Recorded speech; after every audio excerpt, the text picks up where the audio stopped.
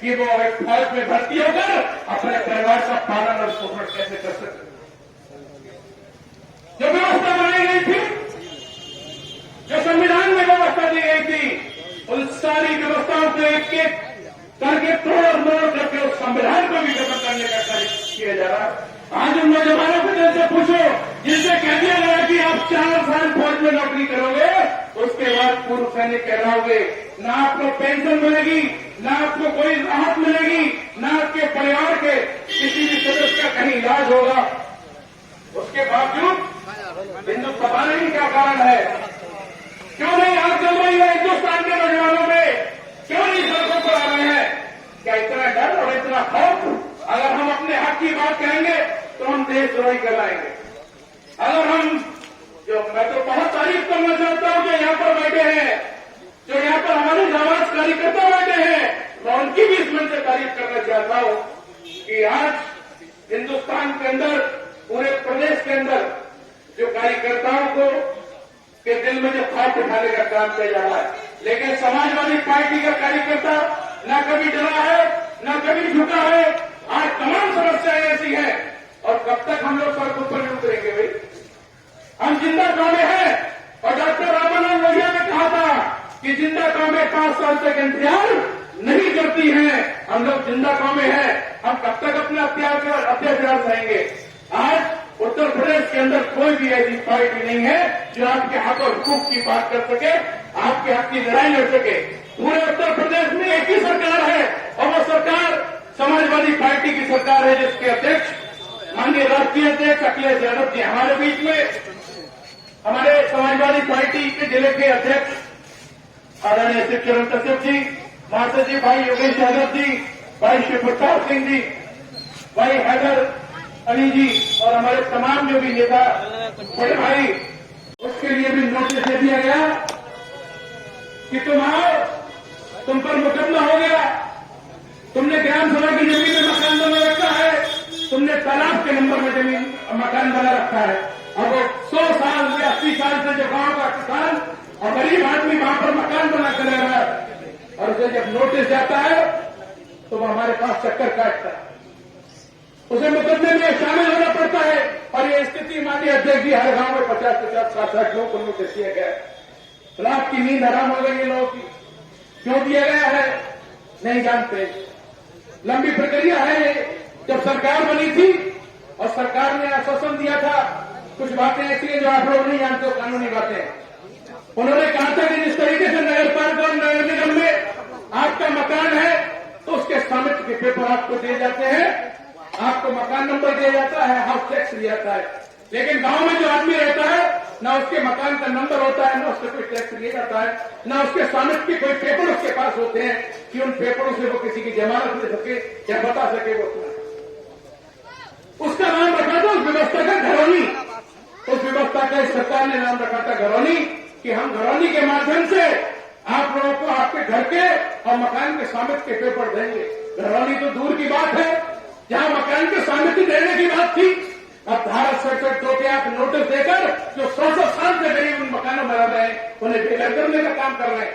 और यही नहीं, जो वर्तमान में कीमत है उस जमीन की, उस नोटिस में वो कीमत भी लिखकर भेजी जा रही है योगेश भाई, और कहा जा रहा है कि अगर आप एफआईआर नहीं होते हो, तारीख पे मुकदमे में शामिल नहीं होते हो, तो आपसे एक कीमत आरसी के माध्यम से वसूली जाएगी।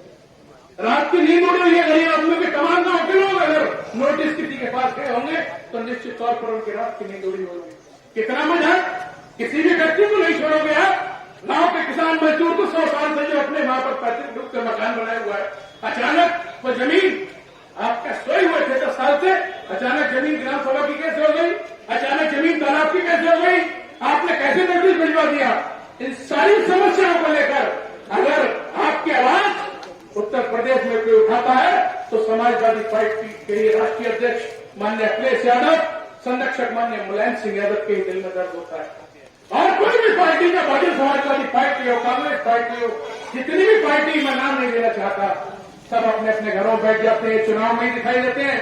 लेकिन एक समाजवादी पार्टी ऐसी सरकार नहीं, समाजवादी पार्टी ही एक ऐसी है जो आपके हक और हुकूक की बात करती है। साथियों, आप लोग यहाँ पर आए हैं, हमारे बड़े नेता तमाम यहाँ पर आए हैं, वो दिशा और दशा क्या नीतियां हैं पार्टी की और जो है वो रखेंगे। मैं अपना पूरा समय बोलना चाहता हूं तो देकर बोलता, बहुत चीजें हैं, समस्याएं इतनी हैं। मैंने तो शेर भी सुनाया था जो हालात था, आज का हालात है। और योगेश भाई हमारे बहुत पुराने साथी थे, ब्रह्मस्वरूप कश्यप जी, वो शेर सुनाते थे आप कहने से पहले मैंने सुनाया था कि कल बहुत भीड़ थी, मैं लौट आया, लाइन लगी हुई थी, कल बहुत भीड़ थी, मैं लौट आया, आज लाजिम है मैं फिर जाऊं, और घर के जेवर तो क्या बर्तन भी बिक चुके हैं, मेरे बच्चों जरा टैबों में लहू बेचो। ये हालात है हिंदुस्तान के, ये तस्वीर जो खींची गई होगी वास्तव में आज के हालात को देखकर खींची होगी। मैं अपनी बात समाप्त करता हूं, आप लोगों को बहुत बहुत स्वागत और अपने आए हुए नेताओं को बहुत बहुत हार्दिक स्वागत, अभिनंदन वंदन करते हुए एक बार मैं पुनः भाई इंजीनियर सत्येंद्र सिंह के लिए धन्यवाद। जय हिंद, जय भारत। कोई राम कहता है, कोई रहमान कहता है, और न लगाओ मदद के नाम पर हमारी खून की धाराओं में हिंदुस्तान बहता है। आज उसी हिंदुस्तान को बचाने के लिए और के सभी सम्मानित नेताओं के साथ आदरणीय जिलाध्यक्ष जी के नेतृत्व में और के जागरूक नागरिक यहाँ बैठकर अपनी आवाज उत्तर प्रदेश और केंद्र की सत्ता से खुली खिसकाना चाहते हैं कि आप तुम गति छोड़ो, समाजवादी आते हैं। ये शुरुआत ऑर्डर की सेरेमनी से हुई है, इसके लिए मैं इस ऑर्डर की कमाना ये सारे संस्थानों पे खतरा हो चुका है और ये हम सब लोगों की जिम्मेदारी बनती है। भाई योगेश यादव जी, जिले के कोषाध्यक्ष हमारे भाई प्रमोद यादव जी, जिले से आई हुई समाजवादी पार्टी की पूरी टीम, भाई प्रमोद बिस्ती और सभी नेतागण, आंवला के सम्मानित विधानसभा अध्यक्ष डॉक्टर इंद्रपाल सिंह यादव जी, आंवला से समाजवादी पार्टी के वरिष्ठ नेता भाई विजेंद्र सिंह यादव जी, आंवला से आए हुए दूर दराज से सभी कार्यकर्ता दलों के साथ साथ आंवला शहर के जो चेयरमैन रहे आप सबके बीच में भाई सैयद आनंद अली साहब, समाजवादी पार्टी के वरिष्ठ नेता भाई पप्पू कुरैशी जी, समाजवादी पार्टी के वरिष्ठ नेता भाई रईस अहमद अंसारी साहब, यहाँ पर समाजवादी पार्टी के वरिष्ठ नेता भाई बीडी वर्मा जी, समाजवादी पार्टी के पर्चम में हिस्सा लेने वाले, काम करने वाले हमारे भाई आफ्ताब शेख जी और हमारी विधानसभा के सम्मानित महामंत्री महासचिव भाई सत्येंद्र यादव जी,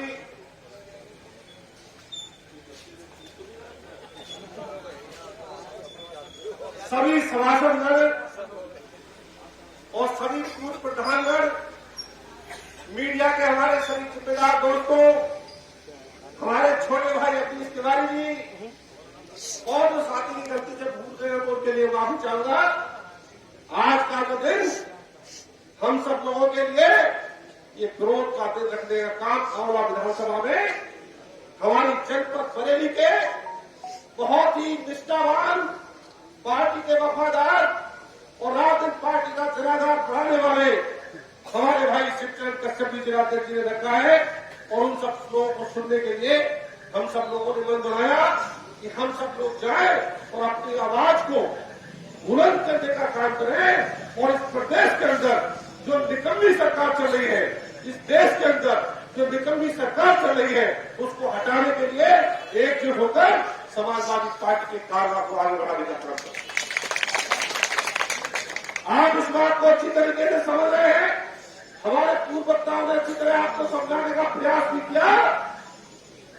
आजमगढ़ और रामपुर की सीटें जब आंवला के जब लोकसभा का आम चुनाव हुआ तब नहीं हारे, अब कैसे हार जाते? जबरदस्ती डंडे के दम पर, लक्ष्य के दम पर इन्होंने लोकतंत्र का हनन करने का काम किया और हमारे वोटों को घर से बाहर निकलने नहीं दिया गया। हमारे वोटर हमारे घर के अंदर कैद कर दिए गए और जबरदस्ती बूथ कैप्चर करके इन्होंने अपनी सीटें जिताने के बाद ये दिखाने का इन्होंने काम किया है कि भारतीय जनता पार्टी की बहुत लहर चल रही है। भारतीय जनता पार्टी की लहर चल रही होती, इनको पता लग जाता अगर फिर मेरा सर इन्होंने नहीं बांटा होता, इनको पता लग जाता अगर अखिलेश यादव जी की टीम रात दिन जो मेहनत कर रही थी, अगर हम 6 महीने पहले लग गए होते तो इनको इनकी अपनी औकात पता लग गई होती। उत्तर प्रदेश से भारतीय जनता पार्टी का सूत्र खराब होता, इनको पता लग जाता कि मायावती का समर्थन अगर भारतीय जनता पार्टी को नहीं होता तो इनको औकात पता लग जाती है और विधानसभा में भी और पूरे प्रदेश के अंदर। मायावती बीजेपी की बीटी, उनसे कहा आजमगढ़ पर तुम मुस्लिम प्रत्याशी उतार दो, उन्होंने कहा मुसलमान को बढ़ा दिया वोट कराने के लिए और 4-4.5 उसको लगभग 3.5 लाख वोट मिला बसपा ने मुस्लिम प्रत्याशी को और 4-5 हजार वोट से समाजवादी पार्टी का प्रत्याशी चुनाव हार। मायावती से कहा रामपुर में तुम कोई प्रत्याशी नहीं उतारोगी। रामपुर में आपने देखा होगा बसपा का कोई प्रत्याशी चुनाव लड़ा नहीं था। ये इनकी जो सेटिंग है, इनकी जो गुटबाजी है, इनकी जो ग्रुपबंदी है, इनका जो खेल है, इस खेल को आप लोग समझने की कोशिश करो। ये इन लोगों का खेल ये बन गया है कि ईडी को साथ लगाकर, नेताओं की फाइलें दबाकर, जबरदस्ती उनसे कराकर उत्तर प्रदेश में पूरे देश में ताकत बचाने का काम जो बीजेपी ने किया है, आप इस बात को विश्वास रखिएगा, ऊपर वाले की लाठी में आवाज देगी। एक दिन वो भी आएगा, एक दिन वो भी आएगा, इनका देश से भी सूता साफ होगा और उत्तर प्रदेश से भी इनका सूता साफ। रहा सवाल नगर पंचायत और नगर पालिका के चुनाव का, तो पिछला चुनाव में हम नगर पंचायत का जीते 44 से भारी और हम नगर पालिका का चुनाव भी भारी वोटों से जीते, कम वोटों से नहीं जीते। लेकिन आप सबको पता है जबरदस्ती वोटों को कटवाकर, वोटों में बंटवारा करके जबरदस्ती हमारे प्रत्याशी भराकर एक ऐसे आदमी के हाथ से चुनाव टालने का काम किया है जिस व्यक्ति ने पूरे 5 साल में आंवला में झूठ बचाने का अलावा दूसरा कोई काम करने का काम नहीं किया है। आंवला की नगर पालिका में भ्रष्टाचार चरम पे है और पूरे भ्रष्टाचार में आंवला की नगर पालिका पूरी है। इसलिए मैं आप लोगों को अपील करता हूं, समाजवादी के ईमानदार प्रत्याशी को उतारा है और हम सब लोगों को संगठित होकर, इकट्ठे होकर भारी वोट डालने हैं और सब लोग इस बात को समझ लेना कि एक एक वोट अखिलेश यादव जी के खाते में जाना है और साइकिल के सामने वाला बटन दबाकर भारी वोटों जिताकर यहां से अपने केंद्र को चुनना है ताकि यहां का विकास अच्छी तरीके से हो सके, इसका ख्याल रखने का काम आप लोगों को करना। हमारे मीडिया के साथी यहाँ पर खड़े हुए हैं, बैठे हुए हैं, मैं इन लोगों से अपील करता हूं अपनी आवाज को बुलंद करो। आप मीडिया का, हमारे लोकतंत्र के चौथे स्तंभ है, आपके ऊपर देश की आत्मा शांति की हुई है। सच्ची खबरें दिखाना, सच्ची खबरों को लिखना, चाहे हमारी प्रिंट मीडिया हो, चाहे हमारी इलेक्ट्रॉनिक मीडिया हो, सही खबर को आप छापेंगे। आपकी नैतिकता और आपकी कलम जब चलेगी तो निश्चित रूप से देश के अंदर लोकतंत्र बहाल होगा। इसलिए भारत में कोई इमरजेंसी नहीं है, जैसे 1975 में इमरजेंसी लगी थी, इमरजेंसी नहीं है। आप अपने अधिकारों का पालन करें और निश्चित रूप से सही खबर दिखाने का काम करें। मैं आप लोगों को बहुत बहुत धन्यवाद देता हूं और मैं अपनी पूरी बरेली की टीम का धन्यवाद देता हूं कि आंवला और आके उन्होंने हमारा हौसला बढ़ाने का काम किया है। और मैं आप सब लोगों को धन्यवाद देता हूं कि पूरे विधानसभा के कोने कोने से आप लोग करके आए हैं। मैं आंवला नगर की सभी टीम को, हमारे नगर अध्यक्ष भाई मस्तूर अली जी को बधाई देना चाहता हूं तो उन्होंने बड़ी मेहनत करके आंवला से भारी संख्या में बिल्कुल इकट्ठा करने का काम किया है। तो मैं सभी लोगों को बहुत बहुत धन्यवाद देता हूं और आप लोगों को बधाई देता हूं कि आने वाले नगर पालिका और नगर पंचायत के चुनाव में इस बार साइकिल का परचम लहराएगा। इस बात का विश्वास कर लीजिएगा। निश्चित रूप से साइकिल चुनाव जीतेगी, अखिलेश भैया चुनाव जीतेंगे और आने वाले लोकसभा चुनाव में भारी सीटें जिताकर हम उत्तर प्रदेश से दिल्ली भेजेंगे। बहुत बहुत धन्यवाद। जय हिंद, जय स्वामी। महामहिम राज्यपाल महोदय उत्तर प्रदेश राजभवन लखनऊ द्वारा उप जिलाधिकारी महोदय आंवला आपके माध्यम से ये ज्ञापन हम दे रहे हैं।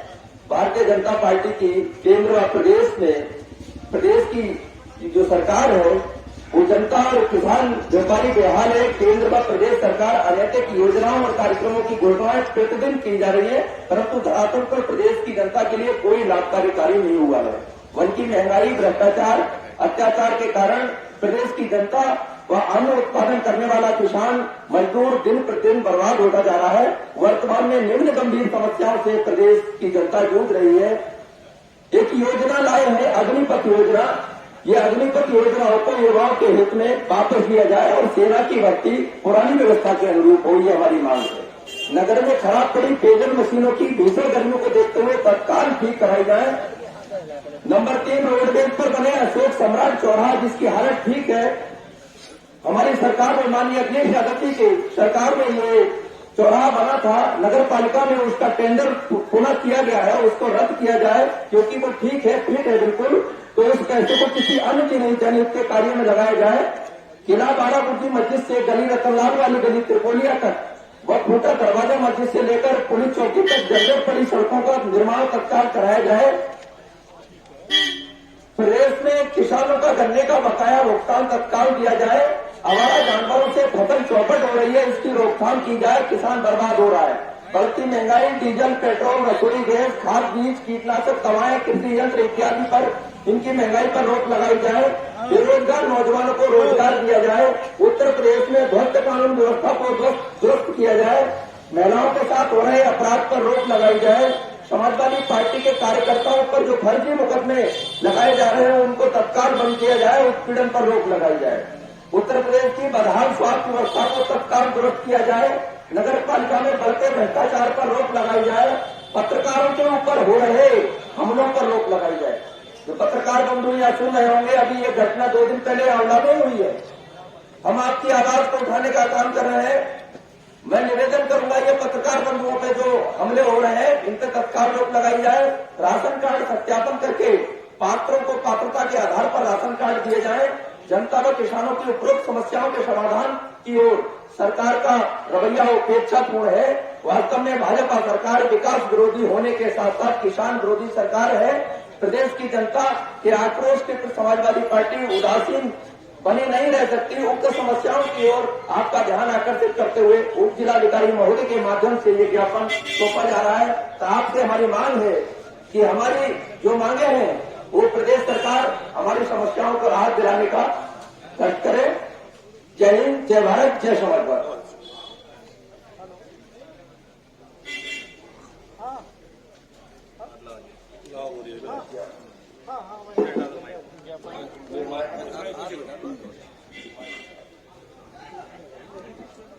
माइक फंस गया बीच में। छोटी हाँ, जो नगर की है ना उनका वो यहाँ से निराकरण एक लेटर आप जारी कर देंगे ना, एक लेटर आपसे कोई काम नहीं, जो आप ले गए हैं वही है, लेकिन इसके लिए